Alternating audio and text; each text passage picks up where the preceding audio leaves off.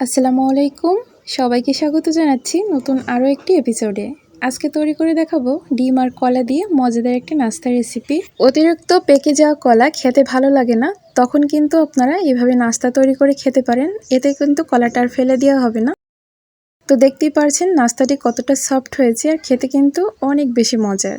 তো দেখুন আমি এখানে নিয়েছি 2টা পাকা কলা। কলাটা খেয়াল করুন, এর গায়ের খোসাটা কিন্তু কালো হয়ে গিয়েছে। ঠিক এরকম ধরনের কলা নিতে হবে। তো কলার খোসাটা আমি ছিলে নিয়েছি।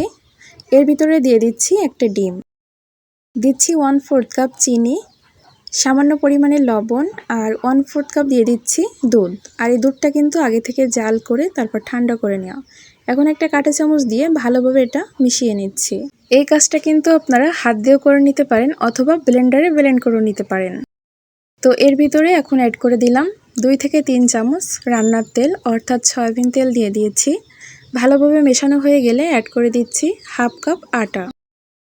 এরপর দিচ্ছি 1 চামচ বেকিং পাউডার। তো একবারে কিন্তু আটাটা দেওয়া যাবে না, প্রথমে আমি 1/2 কাপ দিয়ে ভালোভাবে মিশিয়ে নিচ্ছি, এতে করে মেশানোটা ভালো হবে।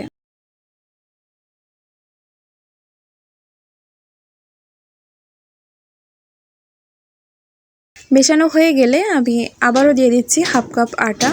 তাহলে এখানে মোট আমার লাগলো 1 কাপ আটা। তো আমি যে উপকরণগুলো নিয়েছি এখানে কিন্তু 1 কাপ আটাই যথেষ্ট। এবার সবগুলো উপকরণ ভালোভাবে মিশিয়ে নিতে হবে, যেন এর ভিতরে কোনো প্রকার দলা পেকে না থাকে।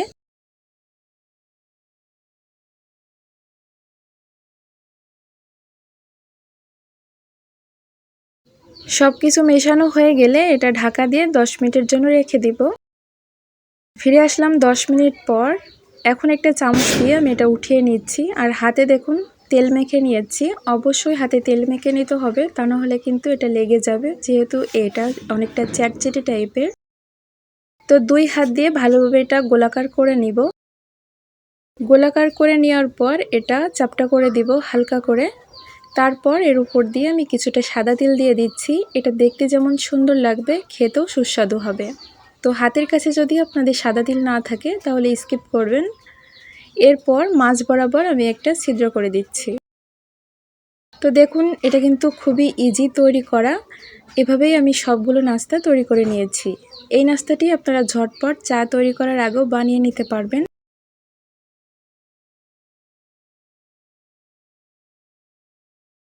তো এই তো দেখুন আমার একটা তৈরি হয়ে গিয়েছে। এখন গরম তেলে এগুলো ছেড়ে দিচ্ছি।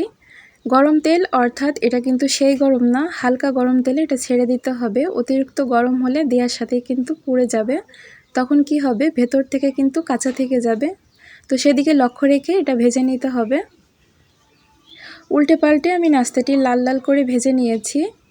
তো এখন এটা তেল ঝরিয়ে উঠিয়ে নিব। এর থেকে সহজ নাস্তা আর আছে কি আমার জানা নেই। এটা খেতে কিন্তু খুবই সুস্বাদু। আর দেখুন সবগুলো নাস্তা আমার তৈরি করা হয়ে গিয়েছে।